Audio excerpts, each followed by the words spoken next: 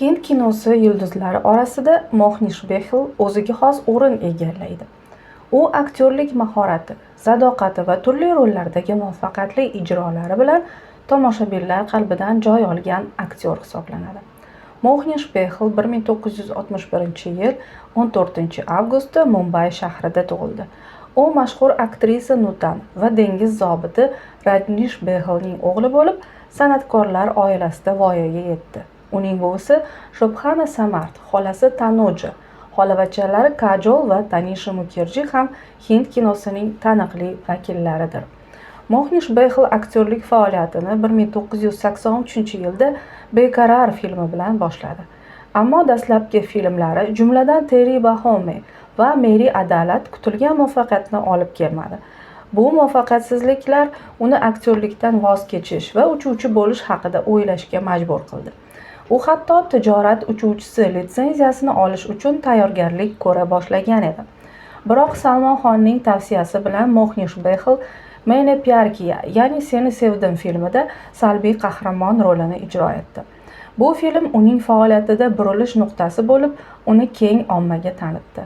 Maine Pyar Kiya filmidagi muvaffaqiyatdan so'ng Mohnish Behel ham Apke Hai Kaun va ham Sat Sat Hai kabi filmlarda ijobiy rollarni ijro etdi. Bu filmlardagi rollari tufayli u tomoshabinlar orasida katta mashhurlikka erishdi.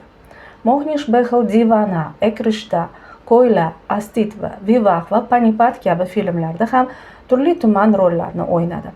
Panipat filmida u Nana Saheb Peshva rolini mahorat bilan ijro etdi. Mohnish Behel televizion sohada ham faoliyat yuritdi.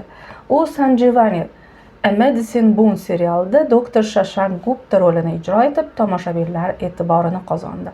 Shuningdek, u Devi, Ek Larki Anjanisi, Kahani Ghar Ghar Ki, Qayamat va Kuch To Log Kahenge kabi seriallarda ham suratga tushdi. Aktyor shuningdek Savdhan India va Xoshiyar Sahi Vaqt Sahi Qadam kabi kriminal janrdagi ko'rsatuvlarni olib bordi.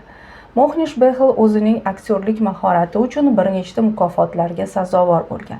U Sanjivani serialidagi roli uchun 2002 va 2003-yillarda Indian Television Academy Award tomonidan eng yaxshi dramatik aktyor nominatsiyasida g'olib bo'lgan.